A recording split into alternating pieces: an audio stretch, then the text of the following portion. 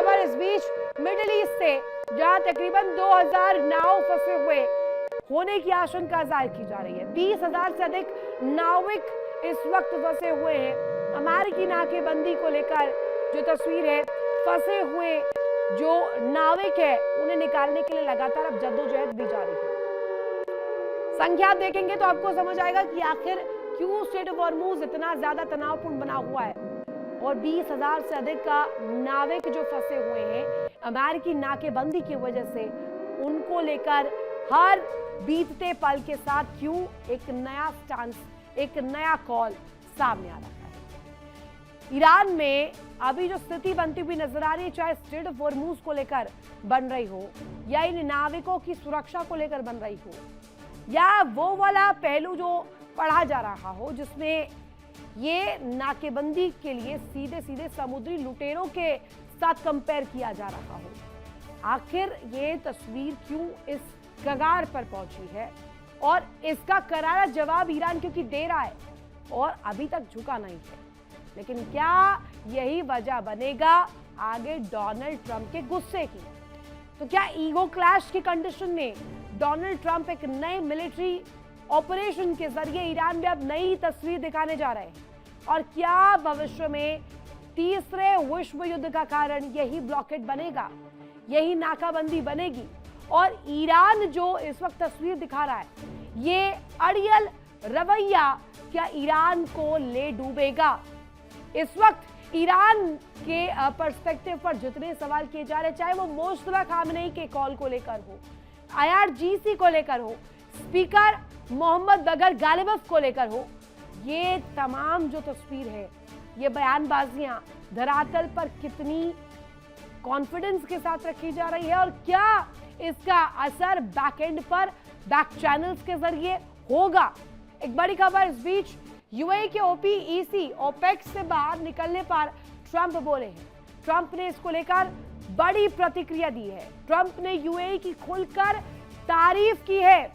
UAE का OPEC से बाहर निकलना सही कदम है। यूएई अपना रास्ता खुद चुनना चाहता है। एक बड़ी जानकारी यहां पर बीते दिनों इंडिया डेली ने आपके साथ साझा की थी, जिसमें स्पष्ट रूप में जानकारी आप तक साझा की गई थी कि ओपेक का मेंबर अब यूएई कतई नहीं है। उसने अपने पैरों को पीछे ले लिया है और अब ओपेक का पार्ट जो कि महत्वपूर्ण रहा करता था, यूएई अब उसमें इन्वॉल्व नहीं रहेगा। इसे ट्रंप एक बहुत बड़ा कदम बता रहे हैं। तो क्या ये साझेदारी अब अमेरिका के साथ बढ़ने वाली है यूएई की? ईरान में अब सिर्फ जंग नहीं है, सत्ता का खेल शुरू हो चुका है।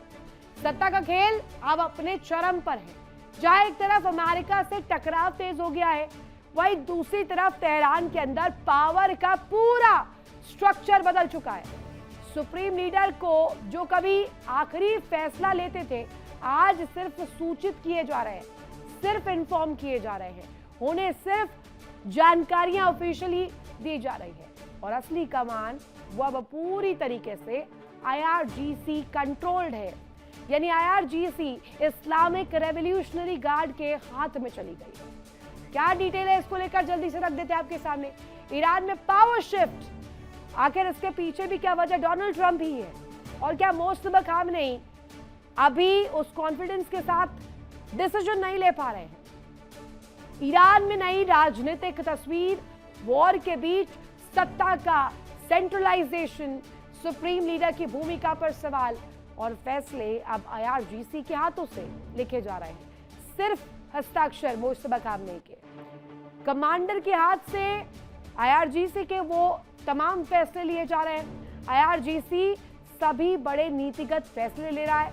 सुप्रीम लीडर साइडलाइन कर दिए गए हैं। देखिए, बड़ा खेल हो गया है।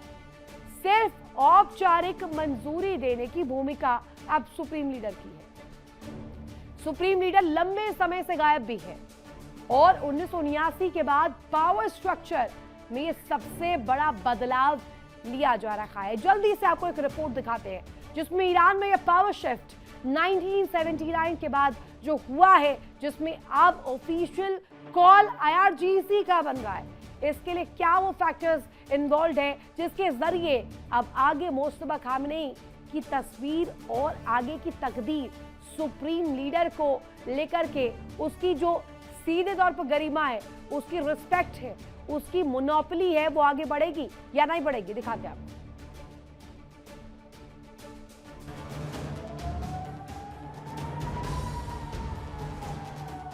जंग में पावर गेम,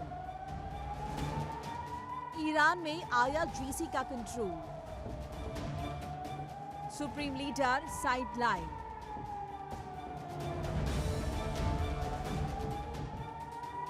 जंग के बीच ईरान में साइलेंट कूप की तस्वीर सामने आ रही है। रिपोर्ट्स के मुताबिक अब देश के हर बड़े फैसले IRGC के टॉप कमांडर ले रहे हैं और सुप्रीम लीडर मुज्तबा खामनेई को सिर्फ फैसले की जानकारी दी जा रही है, यानी फैसले कहीं और हो रहे हैं और मुहर कहीं और लग रही है।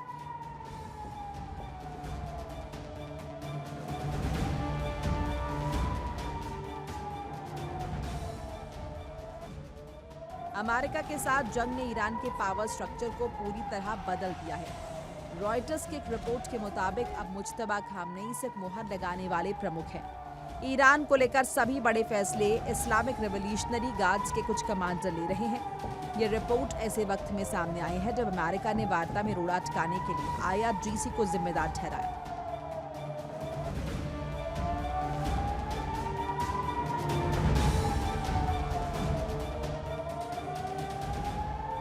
बताया जा रहा है कि मार्च 2026 में सुप्रीम लीडर बनने के बाद से मुज्तबा खामनेई लगातार अंडरग्राउंड हैं। इजराइल के हमले में घायल होने की खबरें, बोलने में दिक्कत और यहां तक कि प्लास्टिक सर्जरी तक के दावे। ईरान मुज्तबा को लेकर कोई टिप्पणी नहीं कर रहा। ये पहली बार है जब ईरान का सुप्रीम लीडर एक महीने से ज्यादा वक्त से सार्वजनिक तौर पर नहीं दिखा है।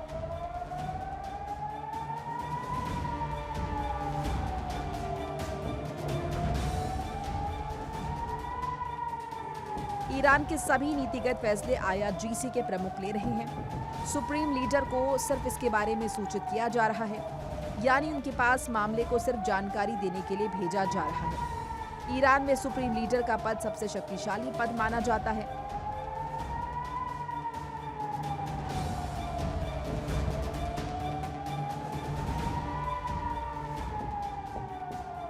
Bureau report, India daily.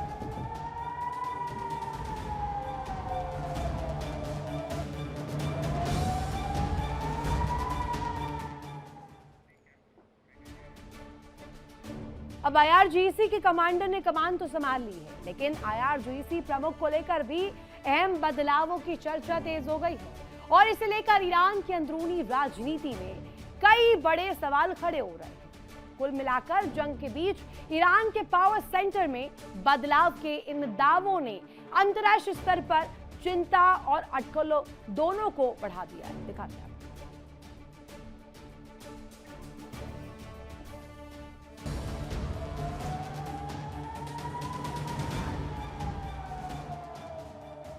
अब ईरान में परिदृश्य बदल रहा है।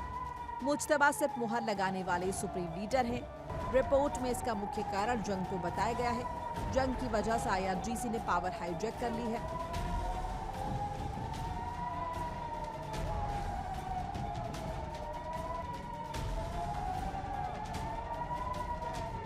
यानी सीधा सवाल, क्या ईरान में रियल पावर अब सुप्रीम लीडर के पास नहीं रही?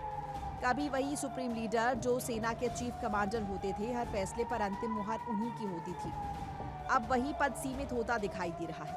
अयतुल्ला अली खामनेई के दौर में कमांडर सलाह देते थे, लेकिन फैसला खुद सुप्रीम लीडर लेते थे। अब तस्वीर उलट चुकी है।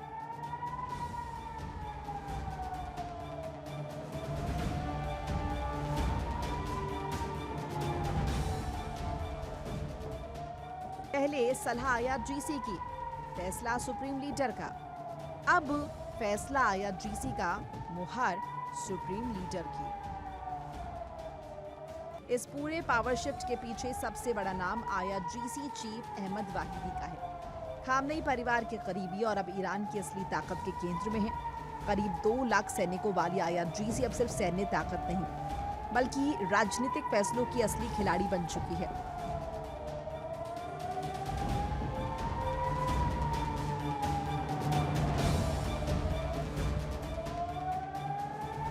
तो क्या जंग ने ईरान में सत्ता का संतुलन पूरी तरह बदल दिया है?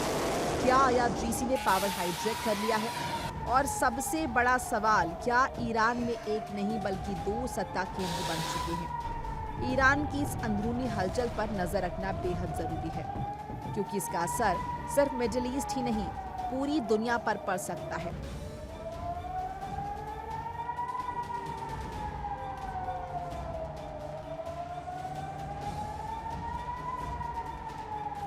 Bureau report, India daily.